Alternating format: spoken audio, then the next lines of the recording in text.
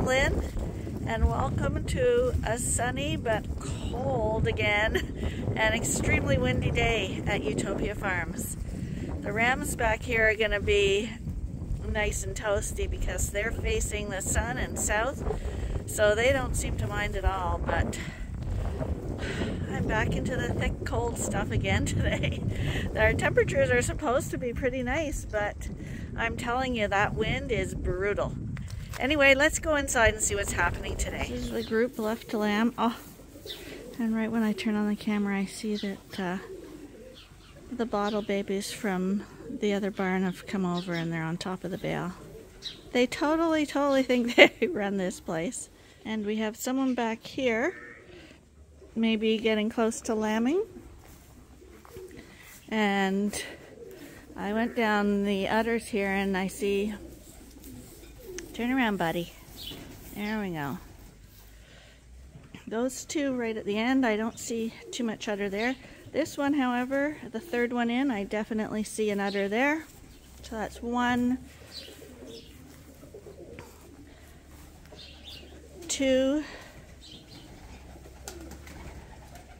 That one's really small. 2 bigger ones. I see a few small ones in here. This girl lost her lamb, so she doesn't count. That's definitely a pregnant belly. That's 3, 4, but they're not showing udders yet. This one's close. And there are some more close ones down here. Oh, there's the other one. She's close. I think there's 4 on this side that are close. And I believe there's... Well, let's see, there's 1, 2, 3, 4.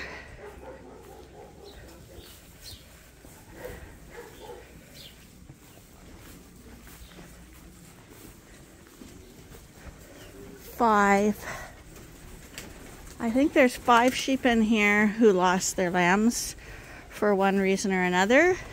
She had a really tiny one and it died the next day. This one here had triplets. One's a bottle baby now with another mom. And the 2 she sat on. Gotta love her. And there are a few on the other side too that lost lambs. But they all had normal births and stuff. Quite a few of them this year were from being sat on. Like, of all the worst reasons to lose your lamb. We have that usually every year. Somebody sits on a lamb. But this year, I would say that was the major cause of lamb death this year. But the good thing is we didn't have... I don't think, compared to most people, I don't think we had too many lamb deaths, so we are really happy with how the ewes did in general this year. Hi, Rachel. You didn't have a lammy yet. Rachel's a first-timer too. Hi. You're the one who used to jump on boxes all the time, and we're very proud. You gonna have a lammy soon, honey? Yeah, you should. Because you'd be a really nice mom, I can tell. See what you look like behind there. Oh, can't get the angle. But I'm actually seeing another udder here that's well developed. She's probably going to have one soon too. And this girl as well. She's got one well going. So, oh, and this one too. Hers is a woolly one, but as she moved there I could see it jiggling. So it looks like we got quite a few more that are going to go, and after those ones go, there's not going to be very much in here. Did you get something stuck in your throat, honey? Oh, there's Rachel. I'm guessing, well, she's got a pregnant belly for sure. But I'm guessing she's Cammie's friend. Those 2 young girls are gonna go last, but they're definitely pregnant. And I overlooked this Dorset here. She's definitely got an udder too.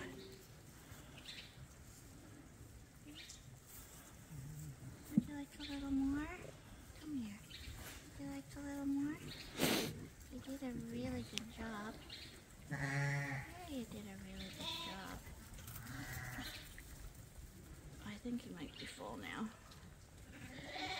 Well, it's a good start, eh?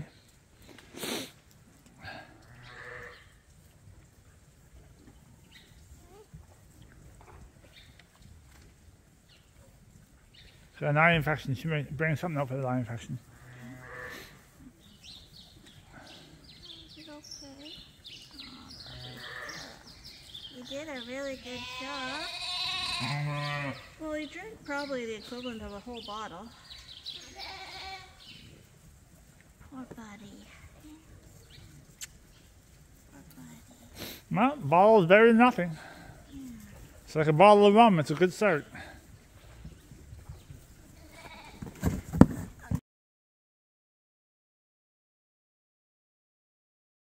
This is Arnie. I guess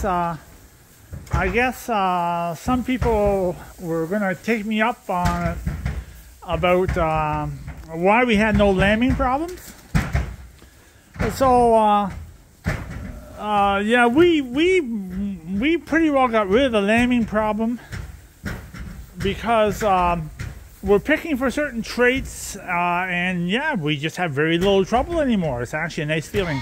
So I'm going to tell you right up front, it is, Ben, don't. It is a lot to do about how long the sheep is, and how wide the rump is on the sheep. So that's where the lambs are delivered, and that's what it's really about. But I'm probably going to go, so I like to talk sometimes, eh? So I'm going to go a little farther. I'm going to show you where you're going to start, in my opinion, okay? I don't want to be put in the spotlight here or be held accountable for this talk, but I'm going to show you how we started with this. So this ram here is a ram we're probably going to use this year. Right there he is. So, just it's this little view here. So, if you look at this ram, I guess you can see he has quite a large head.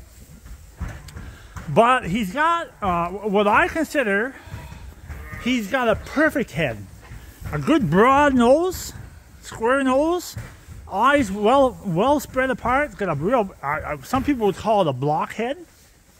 He's got the belly ear. His ears could be a little longer, but long ears in the ram are a little harder to find. It's more of a feminine thing on the female side of the motherly sheep, I think. Males have a tendency of a little bit shorter ear, but I'm perfectly happy with that. Okay? Just stop for a second, buddy. Just stop. And you can see he's not overly wide in his front feet, but he's definitely not, see? Good spread on the feet. I mean, pretty well. You can get him a little wider than that, but that's pretty well you want him. So, the reason why we're probably going to use this ram, he's an RR, so that's we're leaning a little bit towards that. But the reason why I'm going to use him is, you can look at that. He's a yearling. Come on, buddy, move a little bit. He's a yearling. Move, come on, move. And you see how long he is? I don't know if the phone really shows you the length of him, but he's about as long as you can get him. He's quite long. I've seen him maybe a little longer, but it's rare. Move, buddy. But he's long. So the reason why your ram wants to be long is because you're talking about lambing ease. You want to have a good rump, which she has. Wide rump. Wide rump. Go on.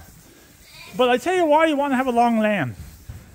You know, when this lamb has twins or triplets, it basically wants to be in a king-size bed. So you want your mothers to be nice and long, that the lambs aren't restricted into a ball, I call it, into a circle. So you want a nice long ram, and because you want to end up with long ewes. And so that's what I'm going to say about that. And how to get there. how can I say this? So yeah, so that's what I'm saying. I'm a little confused on what I'm talking about. So you want a long ram, good wide rump on it. You see its feet? His feet are pretty well placed right underneath him. Got a wide rump. That's where the lambs are coming out. So that's where it all starts, right there. And that ram, if everything goes well, is going to start producing the same type of females with the same traits.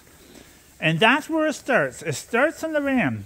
But my point of this conversation is, before you look at the sheep, before you look at your ram, and this is not wrote in the books. Hey, buddy, I want to show something. I want to show something here. Before you look at anything, before you look at the ram, look at the head. It'll save you all wasting your time looking at the sheep. That is exactly the way the head should be. Now, some people will say, I'm going to get off a little off subject here. Some people will say that's a bad birther, Arnie. Okay, but we had a guy come in here a year ago, and he wanted to buy a ram. So I always encourage people to get the best ram they can for what they want to spend, and I don't want them to have a bad ram because I want people to come back. I want to be known that we're honest and we sell good sheep. So I showed him all these rams, and he goes to me, he says, no, I want that one over there. And I'm looking at the ram, and I'm going, well, I don't know, I don't recommend that ram. And he goes, yeah, he said, I like that ram. And he's right to the point. He goes, it's a little choky on the front, a little narrow like a wedge, because I want easy lambers. I understand that point, but I'm thinking, instead of encouraging and getting the easy lambers, why don't we deal with the problem and build ewes that don't have lambing problems? So instead of getting wedge-shaped rams, why not we get thicker rams, get thicker ewes, and have easy lambers? So I'm thinking, instead of going backwards, why don't we just move ahead and deal with the problem? So, but everybody has a different opinion. He bought that ram. I haven't heard back from him, and I totally don't recommend it. So that's what we're looking for. That's a yearling. I think we're going to use him this fall. I'm pretty excited to see what he'll produce for us. And that's what I'm going to say about that. I don't have all day to talk about this. If you have a good wide rump, the other will most time go wider, not deeper. And what I mean with that is, if this ram is going to produce good wide ewes, if your ewes are narrow at the back, with your back feet are quite close together, when she has an udder, the legs are actually pressing the udder downwards. So that means after 2 or 3 years giving birth, all of a sudden now she what we call a hang udder. And then you say, well, gee, I don't want that udder anymore. But if you have a good spread in the legs, the udder will more than likely spread out, not down. That's an old dairy trick, okay? The dairy farmers know that very well, that cows that have a good spread in the legs have high udders. Cows that have a narrow spread will push the udder down. I mean, that's just a bonus point of building a good sheep. Because when you build good sheep or good livestock, there's a lot of good points. It's not just lambing ease. Everything works out in the wash. It all ends up in your benefit. But how much detail do you want to get into? I mean, you can talk about this all day long. You can nickel dime it and talk about all sorts of things, the benefits of having a good boxy ram. But that's what I'm going to say. But you know, I'm a history buff. So if you look at history, you know, back in the Bronze Age in the UK, they actually used to pick women that had good hips, because they said they could be better mothers for their children and have children easier. I mean, I'm not being degrading about that, but that is in the history books. And they say that people that want to have good families and kings and upper management, they actually didn't like thin women. They wanted good, heavy-set women that could produce good children. And I'm not saying anything bad about that. That's not what I meant. But you are looking for the same thing with sheep. You're looking for sheep that can produce a good lamb. So this is where it starts. With the hen, with the ram. And the other subject I want to go with this is I don't want to mislead people. So I've seen my share of people that said they had great sheep, and when I looked at them, I couldn't believe how choky and narrow the sheep were, where they were just really not my type of sheep. And so I don't want to mislead people to pick this ram out here, and you start putting them onto a lot of little choky sheep, and you're going to have lambing problems, because this guy's going to produce some good-sized rams. You realize that. So I don't want to mislead people to jump right into it and then say, well, Arnie totally led me the wrong way. So if you have a bunch of narrow sheep, you might want to be a little careful how you're picking the ram when you start on this project. And slowly, when you build better ewes, I mean, the sky's the limit at that point. Okay, so I used to be a dairy farmer. I'm going to change the subject again. I'm going to talk about this again right now. I'm going to just make a little example here. We used to have a farmer down the road was milking 70 cows. He had a picture-perfect flock of Holstein cows. He won all the shows. He won all the fairs, and half the people loved him. Another half of the people said that he was corrupt. He knew all the judges. He knew all the way to do it. He knew how to fudge everything. But he had fantastic cows. The punchline to that story is, when he sold out, he could trace all 70 cows that he was milking back to 2 bloodlines. Okay? I didn't believe in that theory too much because I really wasn't paying attention to it, but I truly believe in it. So you can buy a good ram, but if you don't have good ewes, the process to get easy lambers can be a little bit painful and a little slow. It could take like 4 years to build up good ewes. I'm going to say this, like, we sell a lot of ewes here on the farm. Okay, I'm thinking if you're really serious on it, you should think about getting a good ram off of anybody. Okay, just get a good ram like that. And you should think about getting, like, it depends how big you want to be.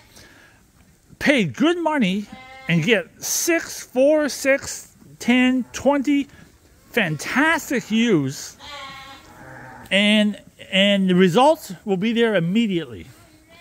If you don't have good ewes, it could take a lot of years to build up where you want to be. I mean, I'm thinking it took us about 8 years to get where we really wanted to be, and now it's actually still climbing every year, but it doesn't climb as fast. The results in the ewes. Hey, Ben, we don't have to herd up the sheep. Don't do that. Come on, Ben. Come on, good boy. So I encourage you, if you really want to see results, you have to have a bunch of fantastic ewes, fantastic ram, and the results are instant. If you have ewes that aren't that good, you're going to get a real good ram, and you're going to debate it, say, well, did it really work for me? It's not working very fast. I don't see a lot of results. So the ewes play a big part on it. But going back to the easy lambers, yeah, so I'm gonna shut this off. I gotta get going here. But that's basically how you're gonna produce a good use. Now, Lynn's going to help me this afternoon, and we're going to show you some ewes, and we're going to show you what's happened, what the ewes look like, and what we're looking for with the ewes. So we'll talk about that. But that's basically starts with the ram's head. We're just doing nighttime chores, feeding of the bottle babies, and topping up the hay on these ewes who are the mums of the bottle babies.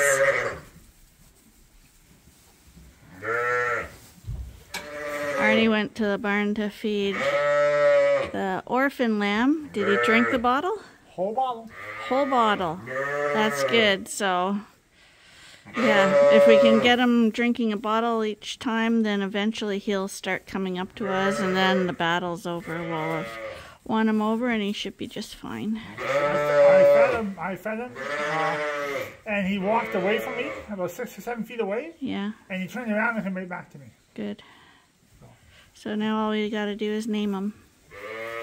We can call him. We can call him investment. It's an L name, Arnie. Do you know how much milk that guy's gonna drink? It's yeah. Honestly, you pick that lamb up, he's really big. We're heading in for the day now. It's nighttime. The wind's still here, but everybody's fed. Everybody's okay. The orphan 556, he took a bottle again tonight, so that's good. We're gonna name him, and hopefully you enjoyed Arnie's description, part 1 of raising sheep to have no lambing problems. So part 2 will be in one of the next videos.